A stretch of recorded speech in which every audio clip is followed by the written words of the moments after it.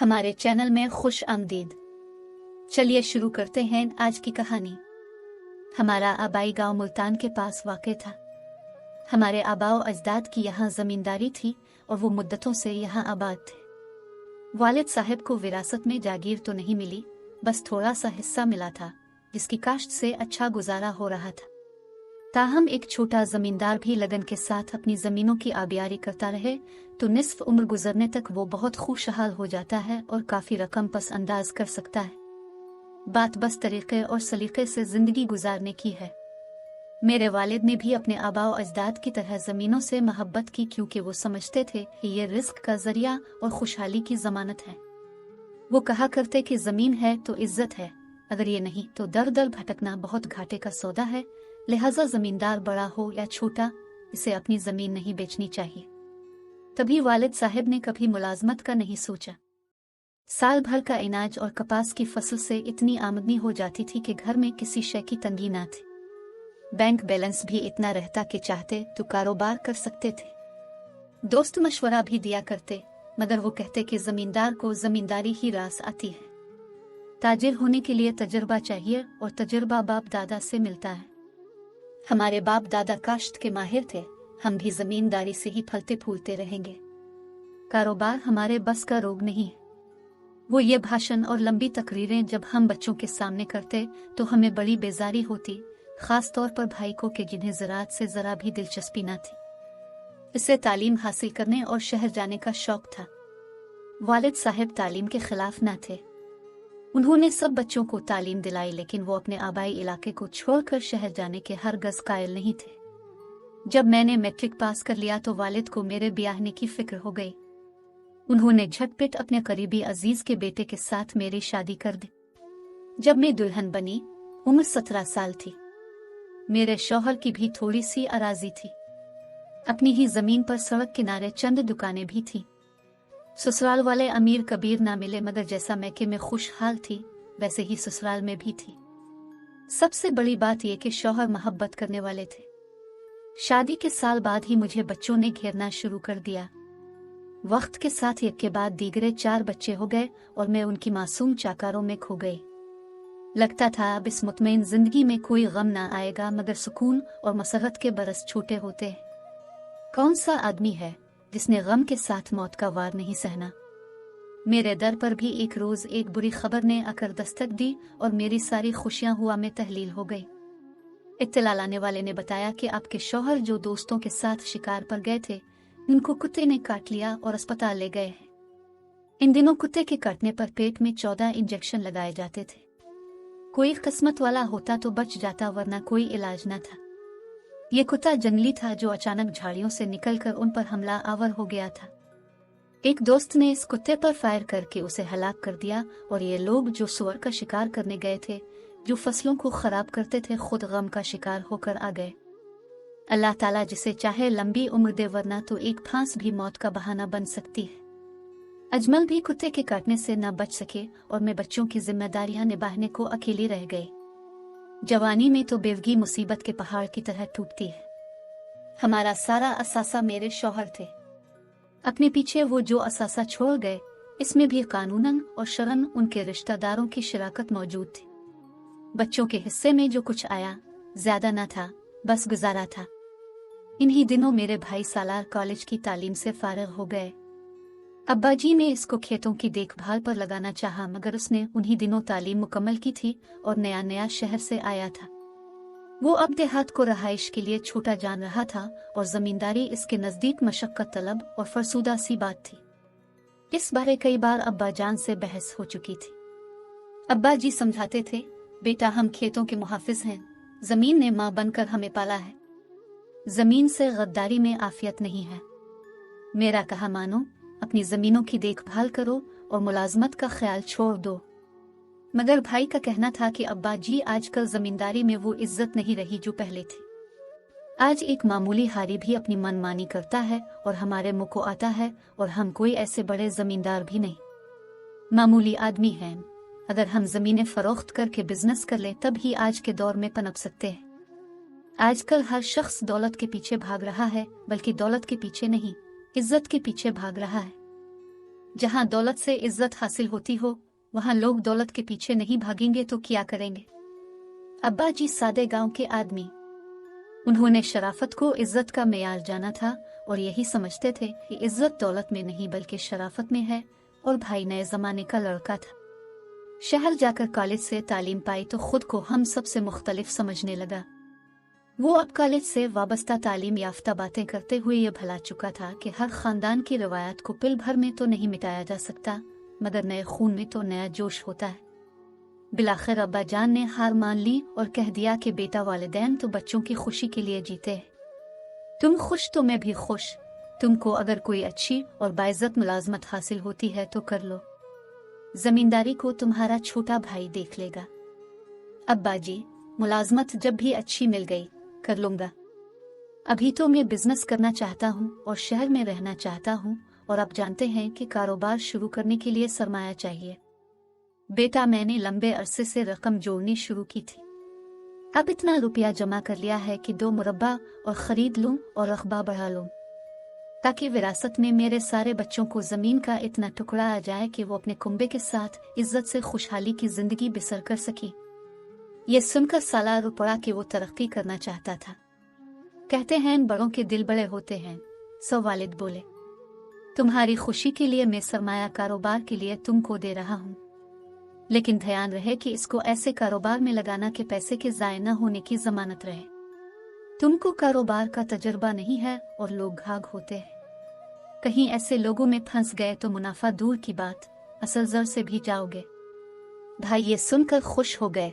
कहा, अब्बा जी, मेरा यकीन कीजिए कि रुपया को महफूज जगह लगाऊंगा और साथ मुलाजमत भी तलाश करूंगा।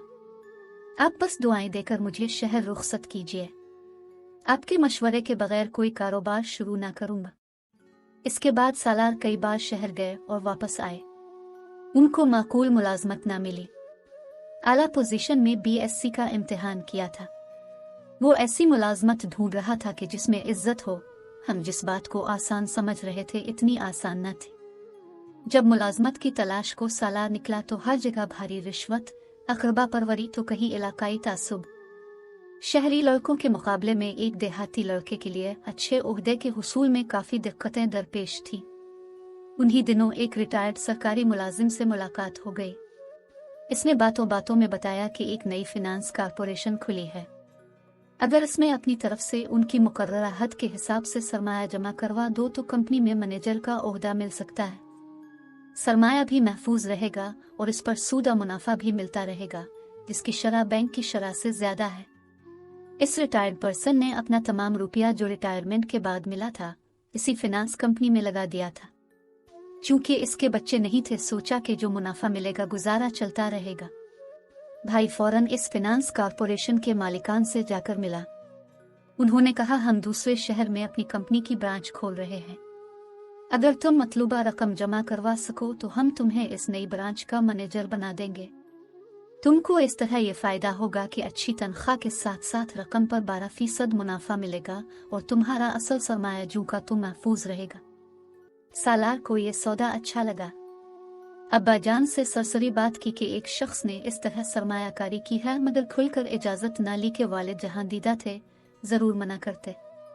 वालिद ने अपनी राय का इजहार कर दिया कि जिस शख्स ने कंपनी पर अंधा एतमाद करके ऐसा किया है इसे सरमाए से हाथ धोने पड़ जाएंगे, क्योंकि अक्सर लोग पहले कंपनियां कायम कर लेते हैं और फिर लोगों से रकमें ऐंठ कर चलते बनते हैं और खुद को दिवालिया जाहिर कर देते हैं।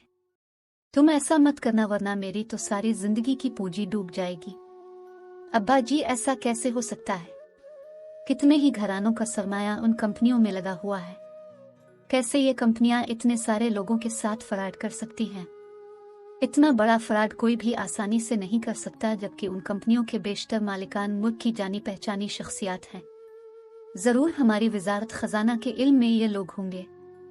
अब तो बस बाल की खाल निकालने बैठ जाते हैं। अब पुराने वक्तों के लोग नए अहद के तकाज़ों को समझ ही नहीं सकते, जबकि मेरे पास बीकॉम की तालीम भी है और फिनांस बारे खूब पढ़ा है कि सरमाए को कैसे बढ़ाया जाता है। बेटा, तुमने लाख फिनांस बारे पढ़ लिया, मगर मेरी नाकिस अक्ल ये कहती है कि देहात के लोग अपनी रकमों को ज्यादा शरह मुनाफा के लालच में बैंकों में जमा करवाने की बजाय इन फिनांस कंपनियों में जमा करवाते हैं। इनकी रकम नहीं डूबेगी, लालच उन पर गालिब आ जाता है। नहीं अब्बा जान, इस तरह गरीब देहाती नौजवानों को रोजगार मिलता है।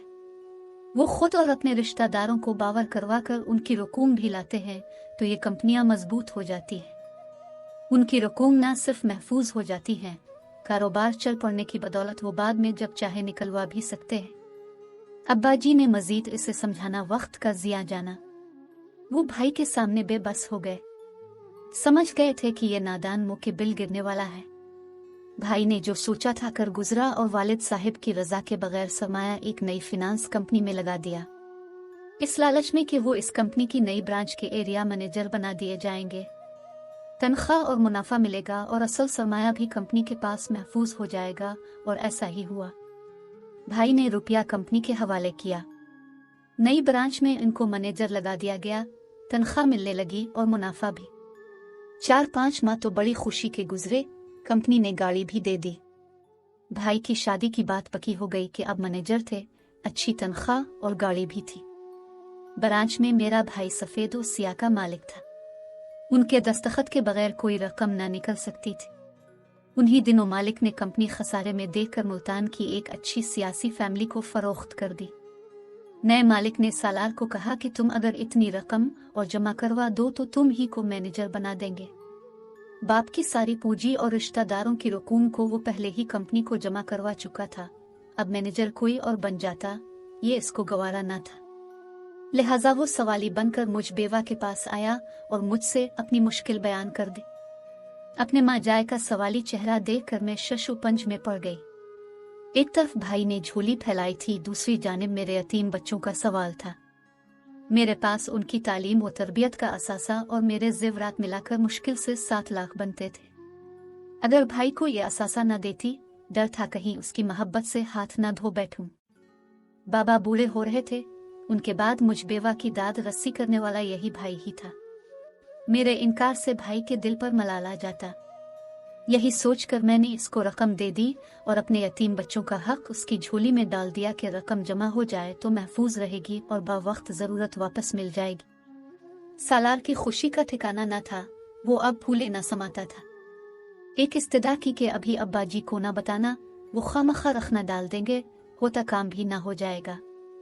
भाई को मैनेजर बनने की खुशी थी तो मैं भी इसी में खुश थी। इसका तरक्की की मनाजिल तय करने का ख्वाब पूरा हो रहा है। हमने अब्बा जी से मशवरा न किया तो खुशी रास न आई। जल्द ही आस भरे ख्वाबों की उलट ताबीर सामने आ गई। कंपनी के फ्राड मालिकान रकम निकलवा कर बैरून मुल्क चलते बने। मेरे यतीम बच्चों का असासा छीन लिया गया और मेरे भाई का मुस्तकबिल भी डूब गया। हमारा औसत दर्जे का खुशहाल घराना शदीद माली मुश्किलात में घिर गया।